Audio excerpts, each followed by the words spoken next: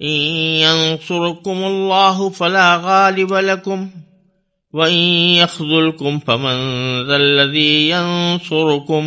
من بعده وعلى الله فليتوكل المؤمنون وما كان لنبي أن يغل ومن يغلل يأت بما غل يوم القيامة ثم توفى كل نفس ما كسبت وهم لا يظلمون أفمن اتبع رضوان الله كمن باء بسخط من الله ومأواه جهنم وبئس المصير هم درجات عند الله والله بصير بما يعملون لقد من الله على المؤمنين إذ بعث فيهم رسولا من أنفسهم يتلو عليهم آياته ويزكيهم ويعلمهم الكتاب والحكمة وَإِن كَانُوا مِن قَبْلُ لَفِي ضَلَالٍ مُبِينٍ۔ ان آیات کا ترجمہ یہ ہے کہ اگر اللہ تمہاری مدد کرے تو کوئی تم پر غالب آنے والا نہیں، اور اگر وہ تمہیں تنہا چھوڑ دے تو کون ہے جو اس کے بعد تمہاری مدد کرے۔ اور مومنوں کو چاہیے کہ وہ اللہ ہی پر بھروسہ رکھیں، اور کسی نبی سے یہ نہیں ہو سکتا کہ وہ مال غنیمت میں خیانت کرے، اور جو کوئی خیانت کرے گا وہ قیامت کے دن وہ چیز لے کر آئے گا جو اس نے خیانت کر کے لی ہوگی۔ پھر ہر شخص کو اس کے کیے کا پورا پورا بدلہ دیا جائے گا، اور کسی پر کوئی ظلم نہیں ہوگا۔ بھلا جو شخص اللہ کی خوشنودی کا تابع ہو وہ اس شخص کی طرح ہو سکتا ہے جو اللہ کی طرف سے ناراضی لے کر لوٹا ہو، اور جس کا ٹھکانہ جہنم ہو، اور وہ بہت برا ٹھکانہ ہے۔ اللہ کے نزدیک ان لوگوں کے درجات مختلف ہیں، اور جو کچھ یہ کرتے ہیں اللہ اس کو خوب دیکھتا ہے۔ حقیقت یہ ہے کہ اللہ نے مومنوں پر بڑا احسان کیا کہ ان کے درمیان انہی میں سے ایک رسول بھیجا جو ان کے سامنے اللہ کی آیتوں کی تلاوت کرے، انہیں پاک صاف بنائے، اور انہیں کتاب اور حکمت کی تعلیم دے، جبکہ یہ لوگ اس سے پہلے یقیناً کھلی گمراہی میں مبتلا تھے۔ غزوہ احد کے واقعات پر تبصرے کا سلسلہ ابھی چل رہا ہے، اور اس سے پہلے جو آیت تھی اس میں اللہ تبارک و تعالی نے مسلمانوں کو توکل کی تاکید فرمائی تھی کہ وہ اللہ پر بھروسہ رکھیں، اور یہ بھی فرمایا تھا کہ اللہ تعالی بھروسہ رکھنے والوں پر، توکل کرنے والوں پر محبت کا معاملہ فرماتا ہے۔ اسی سلسلے میں آگے اللہ تبارک و تعالیٰ پر بھروسہ کرنے کی ایک طرح سے وجہ بیان کرتے ہوئے یہ فرمایا گیا کہ ان ینصرکم اللہ، اگر اللہ تمہاری مدد کرے، فلا غالب لکم، تو کوئی تم پر غالب آنے والا نہیں، وَإِن یخذلکم، اور اگر وہ تمہیں تنہا چھوڑ دے، بے یار و مددگار چھوڑ دے، فَمَنْ ذَا الَّذِي يَنصُرُكُم مِّن بَعْدِهِ، تو کون ہے جو اس کے بعد تمہاری مدد کر سکے۔ یعنی جو کچھ نفع و ضرر پہنچتا ہے، کسی کو نقصان پہنچتا ہے، کسی کی مدد ہوتی ہے، وہ اللہ جل جلالہ کی مشیت کے بغیر نہیں ہو سکتی، اللہ تبارک و تعالیٰ کی توفیق کے بغیر نہیں ہو سکتی۔ لہذا ہر معاملے میں توکل کا شیوہ اختیار کرنا ہی عقل مندی کا تقاضا ہے، کیونکہ جو کچھ نفع پہنچنا ہے یا جو کچھ مدد آنی ہے وہ سب اللہ تعالیٰ کی طرف سے آئے گی۔ چنانچہ آخر میں فرمایا وعلی اللہ فلیتوکل المؤمنون، اور مومنوں کو چاہیے کہ وہ اللہ ہی پر بھروسہ رکھیں۔ پھر آگے آیت کریمہ میں فرمایا گیا کہ وما کان لنبی ان یغل، اور کسی نبی سے یہ نہیں ہو سکتا کہ وہ مال غنیمت میں خیانت کرے۔ اس جملے کی وجہ ایک تو یہ ہے کہ جیسا پہلے ذکر کیا جا چکا ہے کہ تیر اندازوں کے ٹیلے کو چھوڑنے والے یہ سوچ کر ٹیلے سے باہر آئے تھے اور میدان جنگ کی طرف بڑھے تھے کہ مال غنیمت لوگ جمع کر رہے ہیں تو ہم بھی جا کر مال غنیمت کے جمع کرنے میں شریک ہوں۔ تو اس سیاق میں یہ فرمایا جا رہا ہے کہ اگر بالفرض تم اس مال غنیمت کی تقسیم میں یا مال غنیمت کو جمع کرنے میں تم شریک نہ ہوتے تو بالآخر نبی کریم سرور دو عالم صلی اللہ علیہ وسلم خود مال غنیمت کو تقسیم فرماتے۔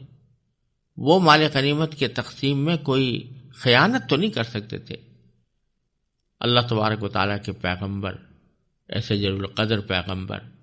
ان کے بارے میں یہ کیسے تصور کیا جا سکتا ہے کہ وہ مال غنیمت میں کوئی ناانصافی سے کام لیں گے؟ لہذا مال غنیمت کو جمع کرنے کے لیے وہاں سے چل کر آنا یہ کسی بھی طرح درست نہیں تھا۔ دوسری ایک وجہ اس آیت کریمہ کو اس سیاق میں لانے کی یہ بھی ہے کہ جامع ترمذی کی ایک روایت میں مذکور ہے کہ ایک مرتبہ مال غنیمت کا میں سے کوئی ایک چادر کہیں گم ہو گئی تھی، اور اس چادر کی گم ہونے کی کچھ تلاش جاری تھی، تو کسی نے یہ کہا یا اس کے دل میں یہ خیال آیا کہ شاید یہ چادر رسول کریم صلی اللہ علیہ وسلم نے لے لی ہو۔ یہ خیال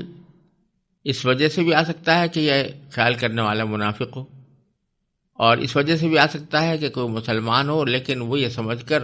یہ خیال کر رہا ہو کہ رسول کریم صلی اللہ علیہ وسلم کو چونکہ مکمل اختیار ہے تو اس واسطے وہ کوئی چیز اگر اپنے لیے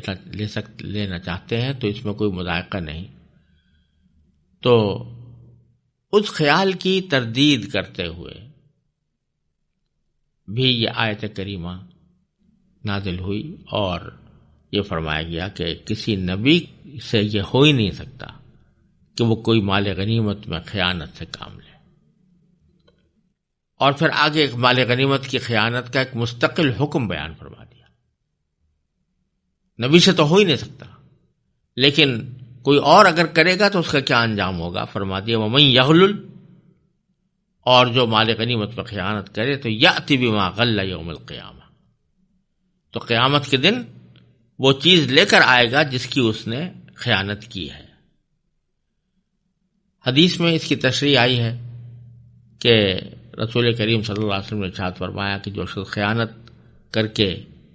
کوئی مال جمع کرتا ہے تو قیامت کے دن اس کے کندھوں پر سوار ہو کر وہ آئے گا، وہ مال جس کی خیانت کی تھی۔ یہاں تک کہ اگر کوئی جانور خیانت کے طور پر لے لیا تھا تو وہ جانور اس کے کندھوں پر سوار ہوگا، تو قیامت کے دن وہ اس کو لے کر آئے گا۔ ثم توفی کل نفس ما کسبت، پھر ہر انسان کو اس کے کیے کا پورا پورا بدلہ دیا جائے گا۔ وہم لا یظلمون، اور کسی پر کوئی ظلم نہیں ہوگا۔ یہاں یہ بات یاد رکھنے کی ہے کہ یوں تو خیانت کیسی بھی ہو حرام ہے۔ اگر کسی نے کسی کے پاس کوئی امانت رکھوائی ہے اور وہ اس میں خیانت کرے تو بہت بڑا جرم ہے، بہت بڑا گناہ ہے۔ لیکن اگر کسی ایک شخص کے مال میں کوئی آدمی خیانت کرے یا اس میں کوئی چوری کرے تو اس کا گناہ اور وبال اگرچہ بہت بڑا ہے، لیکن چونکہ ایک آدمی ہے اس سے اگر کبھی معافی مانگ لی یا اس نے معاف کر دیا تو یہ گناہ معاف ہو جاتا ہے، اور ایک آدمی سے معافی مانگ لینا کوئی مشکل کام نہیں ہوتا۔ لیکن اگر کوئی مال ایسا ہے کہ جو کسی ایک آدمی کا نہیں ہے، اس میں بہت سے افراد شریک ہیں، جیسے کہ مال غنیمت میں خیانت، کیونکہ اگر کوئی مال غنیمت میں خیانت کرے تو مال غنیمت کسی ایک آدمی کا نہیں ہوتا، اس میں پوری قوم حصہ دار ہوتی ہے، تمام مجاہدین حصہ دار ہوتے ہیں۔ تو اگر کوئی چھوٹی سی چیز بھی وہاں سے لے گا تو اس کا معنی یہ کہ ان سارے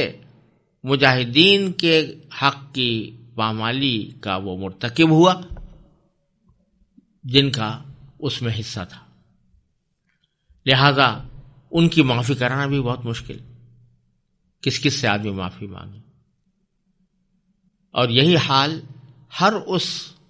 مال کا ہے جو قوم کا مشترک مال ہو، جیسے سرکاری املاک ہوتی ہیں، بعض لوگ سرکاری املاک کو تباہ کرنے یا اس کو خراب کرنے یا اس میں کوئی تصرف کرنے کو معمولی بات سمجھتے ہیں، لیکن یہ کسی ایک شخص کے مال کی چوری کرنے سے کہیں زیادہ سنگین بات یہ ہے کہ کوئی سرکاری املاک کو نقصان پہنچایا جائے، کیونکہ وہ کسی ایک آدمی کا نہیں ہے، پوری قوم کا اس میں حق ہے، اور اگر آپ نے اس کے اندر حق تلفی کی ہے تو ساری قوم کا حق برباد کیا، اور اس سے معافی مانگنا کوئی آسان کام نہیں کہ آدمی ساری قوم سے معافی مانگتا پھرے، ممکن بھی نہیں ہے۔ اس لیے اس معاملے کے اندر قرآن کریم نے جو بات فرمائی ہے اس کو مال غنیمت کی خیانت کا خاص طور پر جو ذکر کیا ہے وہ اس کی اس سنگینی کو پیش نظر رکھ کر کیا گیا ہے، اور یہی معاملہ ان سب چیزوں کا ہے، ان سب اداروں کا ہے جو چندوں سے چلتے ہیں، مساجد ہیں، مدارس ہیں، ہسپتال ہیں جو چندے سے چلتے ہیں، ان میں سے ایک ایک پیسہ جو ہے اس میں سارے چندہ دہندگان کا حق ہے۔ اگر کوئی آدمی اس کے اندر خیانت کرے گا تو ان سب کی حق تلفی لازم آئے گی، اور پھر اگر کبھی معافی کرانا چاہے تو ان سب سے معافی کرانا کیسے ممکن ہوگا؟ تو اللہ تبارک و تعالیٰ فرماتے ہیں کہ ہر انسان کو اس کے کیے کا بدلہ دیا جائے گا، کسی پر کوئی ظلم نہیں ہوگا۔ اگلی آیت میں فرمایا افمن اتبع رضوان اللہ کمن باء بسخط من اللہ، بھلا جو شخص اللہ کی خوشنودی کا تابع ہو وہ اس شخص کی طرح ہو سکتا ہے جو اللہ کی طرف سے ناراضی لے کر لوٹا ہو؟ وَمَأْوَاهُ جہنم، اور جس کا ٹھکانہ جہنم ہو، وَبِئْسَ الْمَصِيرُ، اور وہ بہت برا ٹھکانہ ہے۔ یعنی دونوں کیسے برابر ہو سکتے ہیں؟ جو آدمی ایمان لایا ہو، نیک کام کرتا رہا ہو، اللہ تعالیٰ کی خوشنودی طلب کرتا رہا ہو، وہ اس جیسا کیسے ہو سکتا ہے جو غلط کام کر رہا ہے اور اللہ تعالیٰ کی ناراضی کو دعوت دے رہا ہے؟ ہم درجات عند اللہ، اللہ کے نزدیک ان کے درجات مختلف ہیں۔ واللہ بصیر بما یعملون، اور اللہ تعالیٰ اس تمام چیزوں کو دیکھتا ہے جو یہ کرتے ہیں۔ یہاں اللہ تبارک و تعالیٰ نے یہ بتا دیا کہ اس کائنات کی تخلیق کی حکمت بھی یہی ہے کہ اچھوں کو انعام دیا جائے، بروں کو سزا دی جائے۔ اگر آخرت نہ ہو، جنت اور جہنم نہ ہو، جزا و سزا نہ ہو، تو اچھے اور برے سب ایک صف میں کھڑے ہو جائیں گے، اور کسی ظلم کرنے والے کو ظلم کا بدلہ نہیں ملے گا۔ تو یہ خود اس بات کی دلیل ہے کہ دنیا ہمیشہ کے لیے نہیں ہے، ایک وقت آئے گا جب انسان کو اس کے اعمال کا بدلہ دیا جائے گا۔ پھر چونکہ نبی کریم سرور دو عالم صلی اللہ علیہ وسلم کا مبارک ذکر آ گیا تھا، اور آپ کو یہ تعلیم بھی دی گئی تھی کہ وہ صحابہ کرام سے مشورہ کریں، تو آگے صحابہ کرام کو یہ بتایا جا رہا ہے کہ سرکار دو عالم صلی اللہ علیہ وسلم کا وجود ان کے لیے کتنا بڑا احسان اور کتنی بڑی نعمت ہے۔ بظاہر اس بات کو یہاں لانے کی وجہ یہ ہو سکتی ہے کہ جب رسول کریم صلی اللہ علیہ وسلم کو صحابہ کرام سے مشورہ لینے کا حکم دیا گیا، تو کسی کے دل میں یہ خیال آ سکتا تھا کہ مشورہ لینے کی ضرورت اس کو ہوتی ہے جو ادنا درجے کا ہو معاذ اللہ، اور ایسے لوگوں سے مشورہ لیا جاتا ہے جو اعلیٰ درجے کے ہوں۔ تو یہاں جن سے مشورہ لیا جا رہا ہے، کہیں ان کے دل میں یہ غلط فہمی پیدا نہ ہو جائے کہ وہ سرکار دو عالم صلی اللہ علیہ وسلم ان کے محتاج ہیں۔ چنانچہ اگلی آیت میں ارشاد فرمایا لقد من اللہ علی المؤمنین، حقیقت یہ ہے کہ اللہ نے مومنوں پر بڑا احسان کیا، اذ بعث فیہم رسولا، کہ ان کے درمیان انہی میں سے ایک رسول بھیجا، یتلو علیہم آیاتہ، جو ان کے سامنے اللہ کی آیتوں کی تلاوت کرے، ویزکیہم، اور انہیں پاک صاف بنائے، ویعلمہم الکتاب والحکمہ، اور انہیں کتاب اور حکمت کی تعلیم دے، وَإِن كَانُوا مِن قَبْلُ لَفِي ضَلَالٍ مُبِينٍ، جبکہ یہ لوگ اس سے پہلے یقیناً کھلی گمراہی میں مبتلا تھے۔ یہاں رسول کریم صلی اللہ علیہ وسلم کی تشریف آوری کو ایک عظیم احسان قرار دینے کے بعد آپ کے اس دنیا میں تشریف لانے کے مقاصد بھی بیان فرمائے گئے ہیں، اور یہ بیانی وہی مقاصد ہیں جو پہلے سورہ بقرہ کے اندر گزر چکے ہیں، اور ان کی تفصیل بھی وہاں پر میں عرض کر چکا ہوں، یعنی آیات قرآنی کی تلاوت، کتاب اللہ کی تعلیم، حکمت کی تعلیم، اور صحابہ کرام کو پاکیزہ بنانا، پاک صاف کرنا۔ تفصیل اس کی پہلے گزر چکی ہے، لیکن اس آیت میں دو باتیں نئی ہیں۔ ایک یہ کہ سرکار دو عالم صلی اللہ علیہ وسلم کی تشریف آوری کو احسان قرار دیا، اور احسان کے لیے فرمایا کہ مومنوں پر احسان ہے۔ یہاں مومنوں پر احسان کا ذکر خاص طور پر اس لیے فرمایا گیا کہ سرکار دو عالم صلی اللہ علیہ وسلم کی تشریف آوری سے صحیح معنی میں فائدہ اٹھانے والے وہی تھے، ورنہ آپ کی تشریف آوری احسان تو پوری کائنات پر تھا، تمام انسانیت پر تھا، کیونکہ آپ نے پوری انسانیت کو سیدھا راستہ دکھایا۔ لیکن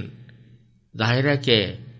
اس احسان کا فائدہ جن لوگوں نے اٹھایا وہ وہی تھے جو آپ پر ایمان لائے، اس لیے خاص طور پر مومنین کا ذکر فرمایا۔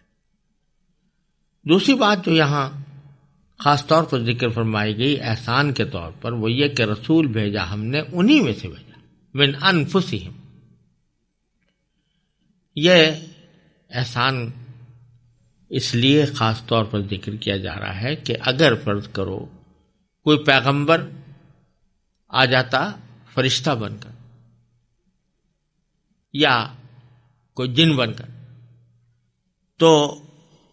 وہ انسانوں کی نفسیات اور ضروریات سے واقف نہیں ہو سکتا تھا۔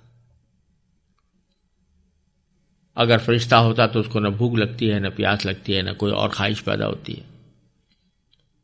تو کہنے والے کہہ سکتے تھے بھائی یہ جو اس قسم کے پاک بازی کا مظاہرہ کر رہے ہیں، ان کو تو خواہشیں کوئی نہیں ہیں، ان کو تو حاجتیں کوئی نہیں ہیں۔ لیکن جب انسانوں میں سے بھیجا من انفسہم، تو وہ انسان ایسے کہ جن کے اندر وہ تمام بشری تقاضے موجود ہیں جو انسانوں کے اندر ہوا کرتے ہیں، بھوک بھی لگتی ہے، پیاس بھی لگتی ہے، خواہشات بھی ہوتی ہیں، لیکن آپ نے اپنے طرز عمل سے یہ بتایا کہ ان تمام خواہشات اور حاجات کے باوجود اللہ کی اطاعت کس طرح کی جاتی۔ اس لیے ان میں سے ہونا یہ ایک خاص طور پر یہ ایک مستقل احسان ہے اللہ تبارک و تعالیٰ کا کہ انہی میں سے بھیجا، تاکہ وہ نمونہ بن کر دکھا دے کہ میں بھی تمہارے جیسا انسان ہوں، لیکن اللہ تبارک و تعالیٰ نے اپنے فضل و کرم سے مجھے رسول بنا کر بھیجا ہے، اور اس کے نتیجے میں جو میں اللہ تعالیٰ کی اطاعت کس طرح کرتا ہوں اس کا ایک نمونہ، بہترین نمونہ دنیا کے سامنے پیش کرتے ہیں۔